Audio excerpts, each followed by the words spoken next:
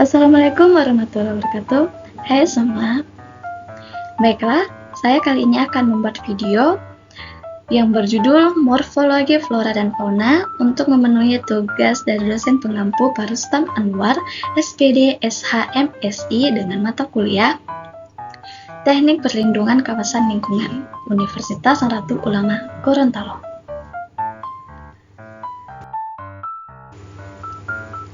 Sebelum masuk ke materi, perkenalkan nama saya Sofia Nurfiani dengan NIM 211604009, jurusan Teknik Lingkungan Fakultas Sains dan Teknologi.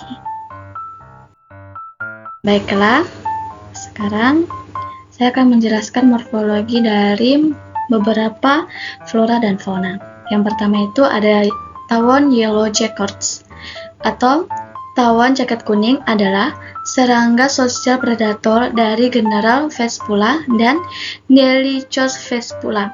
Mereka memiliki tubuh ramping dan panjang dengan warna kuning dan hitam yang mencolok. Tawon jaket kuning adalah pemangsa yang memakan serangga lain, termasuk lalat, nyamuk, dan laba-laba. Mereka juga memakan buah-buahan dan sayur. Tawon jaket kuning terkenal karena sifatnya yang agresif. Mereka akan menyengat jika merasa terancam atau jika sengatannya diganggu. Kemudian ada ciri fisik dan berkembang biaknya. Yang pertama itu ada ukuran. Ukuran tawon jaket kuning berukuran sekitar 1,5 hingga 2,5 cm. Yang kedua, bentuk. Tubuh tawon jaket kuning ramping dan memanjang. Ketiga, warna. Tawon jaket kuning memiliki warna kuning dan hitam yang mencolok.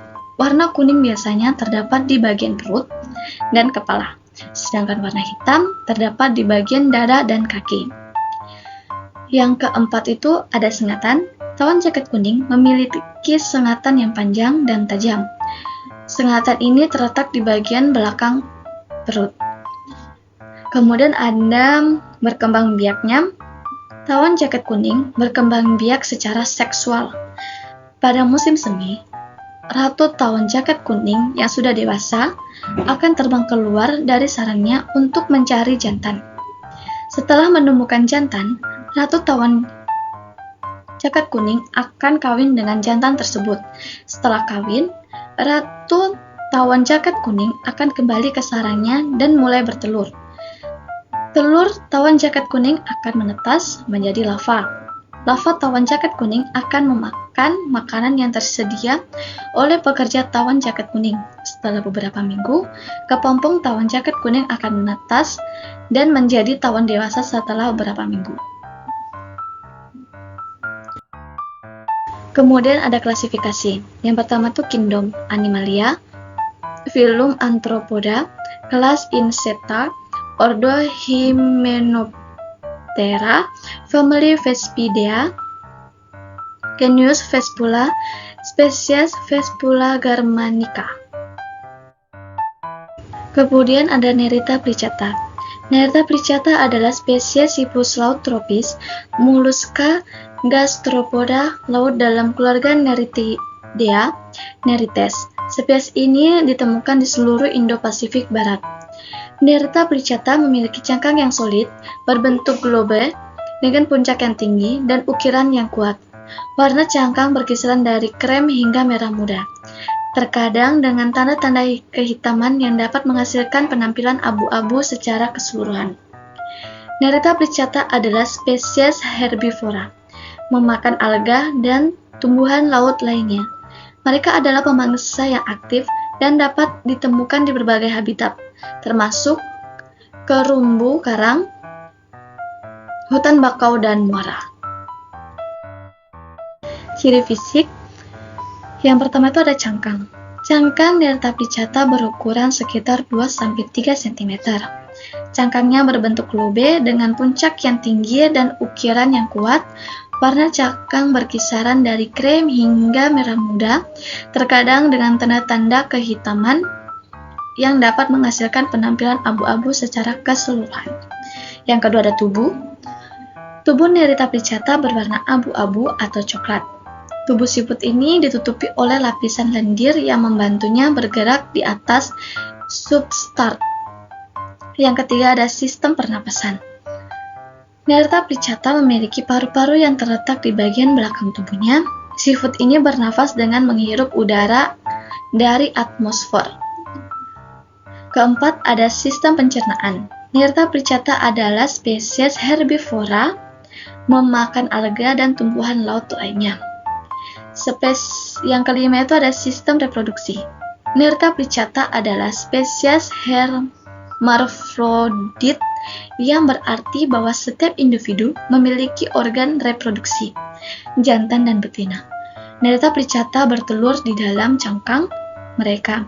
Telur menetas menjadi larva yang disebut veligers, yang kemudian berenang bebas di laut selama beberapa minggu, kemudian menempel di substrat dan tumbuh menjadi dewasa. Kemudian ada perkembangbiakan. Yang pertama itu perkawinan. Nerta plicata kawin dengan cara saling mentransfer gamet. Gamet jantan dan betina kemudian dibuahi di dalam cangkang siput.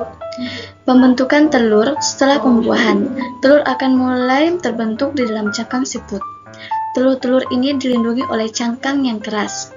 Penyemburan telur. Telur-telur nerta plicata akan menetas setelah sekitar 2 minggu. Larva nerta plicata disebut villegers. Villegers memiliki tubuh yang transparan dan memiliki 2 sirip.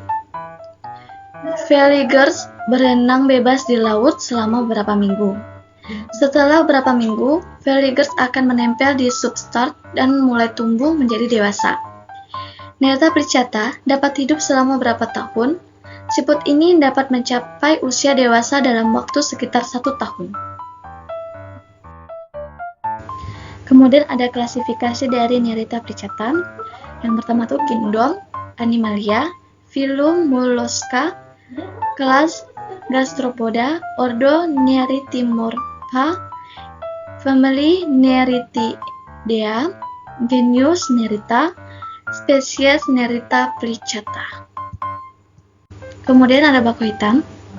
Bako hitam atau Zipporah muturonata adalah tumbuhan mangrove yang ditemukan di pantai dan tepi sungai di Afrika Timur dan kawasan Indo-Pasifik. Bako hitam adalah spesies mangrove yang paling umum di dunia dan dapat ditemukan di berbagai kondisi lingkungan. Bako hitam memiliki banyak manfaat ekologis. Bako hitam dapat membantu mencegah erosi pantai, melindungi dari tsunami, membantu mengurangi pemanasan global, atau menyerap karbon, tempat berkembang biak, dan perlindungan bagi ikan maupun udang. Berikut ada ciri fisik. Yang pertama itu tinggi bakau hitam, dapat tumbuh hingga ketinggian 30 cm. Dengan batang bakau hitam berwarna coklat keabu-abuan dengan diameter hingga 70 cm. Batang bakau hitam memiliki akar tunjang yang tumbuh dari pangkal daun dan akar udara yang menjulur keluar dari tanah. Daun bakau hitam berwarna hijau, berbentuk elips, melebar hingga bulat memanjang. Ujung daun meruncing dengan panjang 10-19 cm dan lebar 8-10 cm.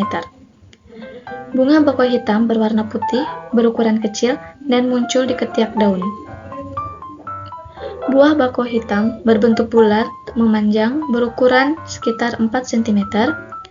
Buah bakau hitam masih terdapat kelopak yang melekat. Di ujung buah, tumbuh tunas berwarna putih kekuningan. Biji pada bakau hitam langsung berkecambah saat masih berada di pohon induk.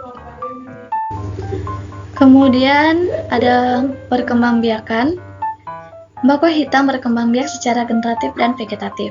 Yang pertama, perkembangbiakan generatif. Perkembangbiakan generatif bakau hitam terjadi melalui pembuahan sel telur dan sel sperma. Bunga bakau hitam berwarna putih, berukuran kecil, dan muncul di ketiak daun. Bunga bakau hitam memiliki 2 jenis kelamin, yaitu bunga jantan dan bunga betina. Bunga jantan menghasilkan serbuk sari, sedangkan bunga betina menghasilkan sel telur. Proses pembuahan terjadi ketika serbuk sari dari buah jantan menempel pada kepala putik bunga betina. Serbuk sari kemudian tumbuh menjadi tabung polen yang membawa sel sperma ke sel telur. Sel sperma kemudian membuahi sel telur untuk membentuk zigot. Zigot kemudian berkembang menjadi embrio yang tumbuh di dalam buah. Buah bako hitam berbentuk bulat memanjang, berukuran sekitar 4 cm. Buah bako hitam masih terdapat kelopak yang melekat di ujung buah. Tumbuh tunas berwarna putih kekuningan. Biji buah bako hitam langsung berkecambah saat masih berada di pohon induk. Kedua ada perkembangbiakan vegetatif. Perkembangbiakan bako hitam. Kemudian ada klasifikasi dari bako hitam.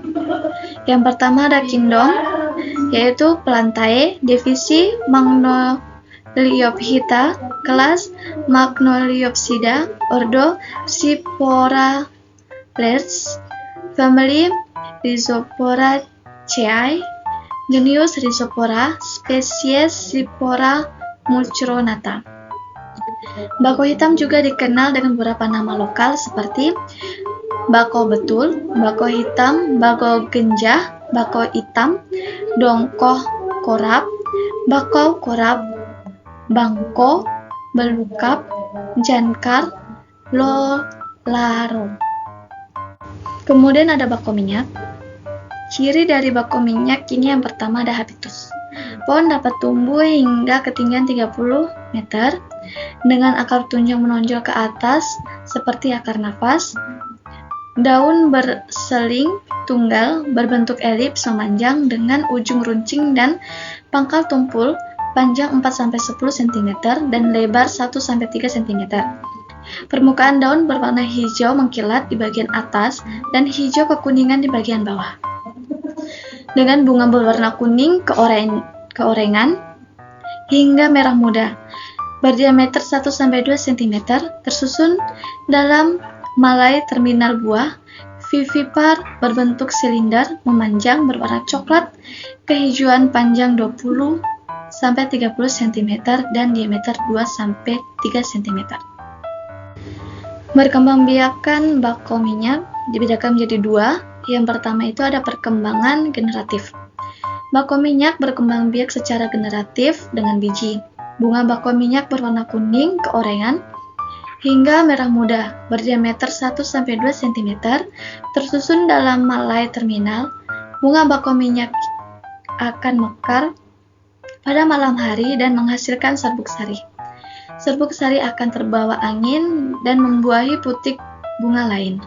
Setelah terjadi pembuahan, akan terbentuk buah.